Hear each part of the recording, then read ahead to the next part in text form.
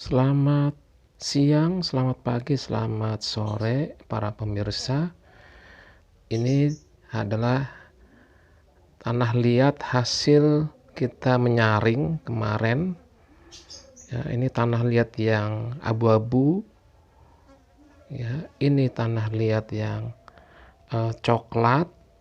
Ini tanah liat yang hitam ternyata ini. Jadi tanah liat yang hitam sedikit berbeda dengan tanah liat yang coklat. Ini kebetulan tanah liat yang hitam agak banyak. Kemarin cetakannya kita beber di bekas cetakan gipsum.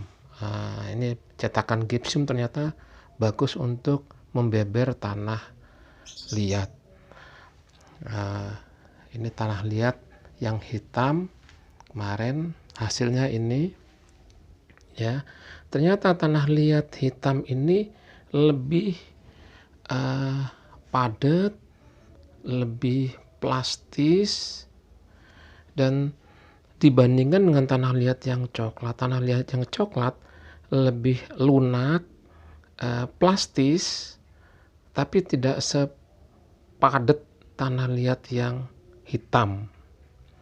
Jadi tanah liat yang hitam yang padat ini ternyata penuh cemaran organik. Tanah liat yang coklat sedikit cemaran organik. Tanah liat yang hitam atau yang abu-abu, abu-abu ternyata penuh pasir lembut. Ya, penuh pasir lembut. Nanti kita lihat hasilnya ketika sudah dibuat contoh benda. Ini adalah hasil sudah kering tanah liat yang abu-abu.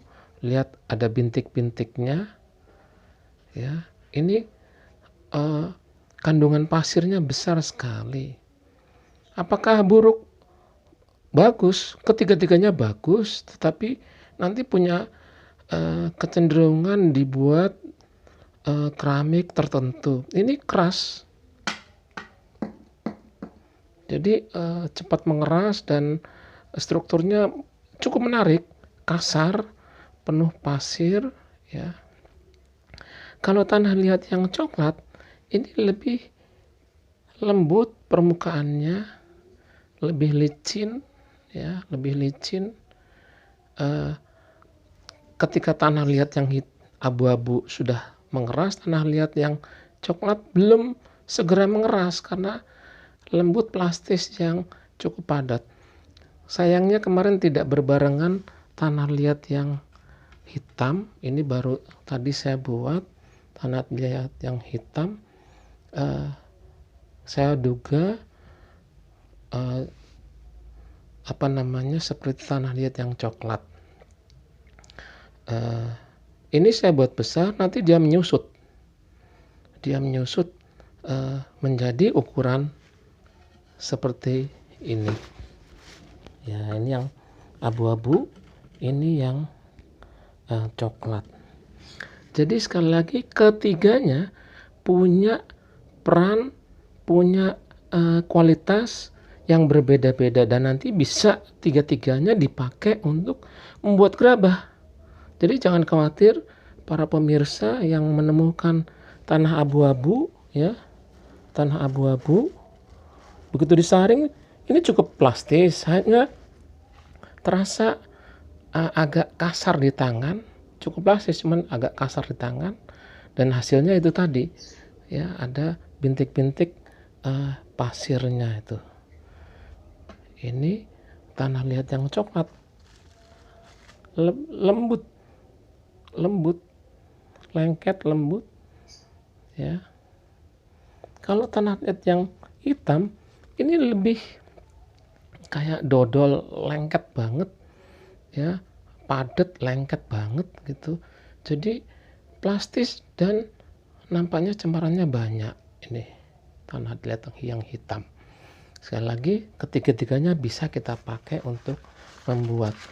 Kemarin kita mencoba memakai genteng, ternyata gentengnya sudah kebasahan hujan deras kemarin. Kalau genteng kebasahan gini nggak bisa dipakai lagi, harus dijemur biar garing banget, baru bisa kita pakai untuk membeber tanah liat. Ini ember-ember kita ya, ember-ember kita tuh, tanah liat yang abu-abu, tanah liat yang coklat. Ini tanah liat yang coklat dibeber di bekas cetakan gips, hanya cetakan gipsnya juga kebasahan akibat hujan yang deras. Akibatnya nggak segera menyerap. Sebab apa? Gips itu adalah bahan yang haus air. Begitu kena hujan deras, dia langsung menyerap air-air yang dari hujan.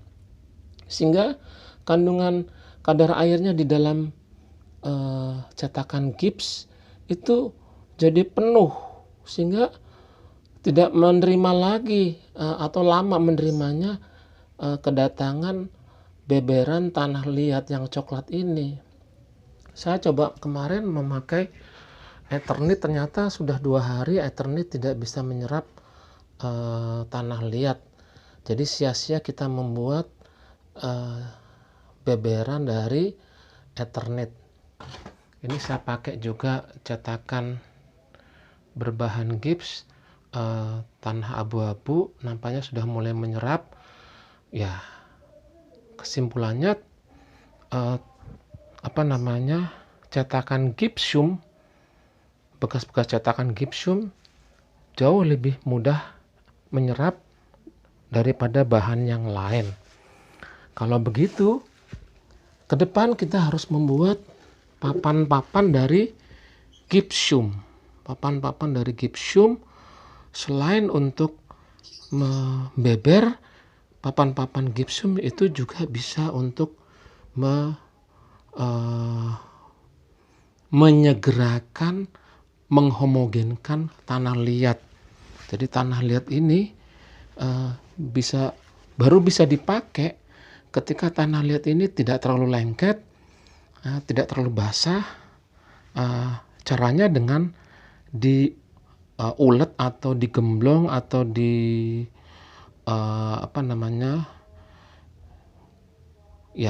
dibeber atau diulet namanya, dengan di permukaan meja gipsum. Jadi kita perlu beli gips 1 sak atau 2 sak, kemudian kita buat meja-meja gipsum atau papan-papan gipsum untuk membeber tanah liat, sehingga kita bisa menyetok tanah liat yang bagus untuk kita bisa pakai. Kira-kiranya demikian para pemirsa, tahapan kita mengenal bahan pembuatan gerabah, yaitu tanah liat. Dari awal kita mencoba melihat areanya di pinggir sungai. Jadi di pinggir sungai ternyata ada 3 macam bahan tanah liat, 3 tipe. Yang satu coklat, yang lengket, yang plastis. Sejak awal gampang kita kenali. Kemudian yang hitam kita remehkan semula. Ternyata yang hitam ini lengket banget, padat gitu. Nanti kita lihat kelak nanti ketika bakar, mana yang punya warna yang terang, mana yang punya warna terakota yang redup, mana yang terakota yang tidak terlalu merah. Kalau tidak terlalu merah berarti kandungan besinya rendah. Kalau yang merah banget, merah terakota banget, berarti kandungan besinya tinggi. Baik para pemirsa, kiranya kita cukupkan pada tahap pertama pengenalan bahan ini, dari mengambil dari pinggir tepi sungai, kemudian dimasukkan ember-ember, direndam beberapa hari, 1-2 hari, 2-3 hari, kemudian disaring memakai saringan tepung yang kasar, kemudian dibeber di genteng garing atau bekas cetakan gipsum, atau kita buat sendiri papan gipsum untuk membeber tanah liat yang telah kita saring supaya segera bisa kita pakai. Baik, untuk berikutnya kita akan mulai mengenal prinsip membuat keramik atau gerabah, prinsipnya ya. Jadi tahap berikutnya kita mulai mengenal prinsip membuat gerabah dan teknik membuat gerabah. Terima kasih atas kesempatannya. Mohon maaf lebih dan kurangnya. Kita akan berjumpa pada berikutnya, video berikutnya, yaitu prinsip membuat gerabah dan teknik membuat gerabah. Selamat berjumpa. Sampai berjumpa pada video berikutnya. Terima kasih.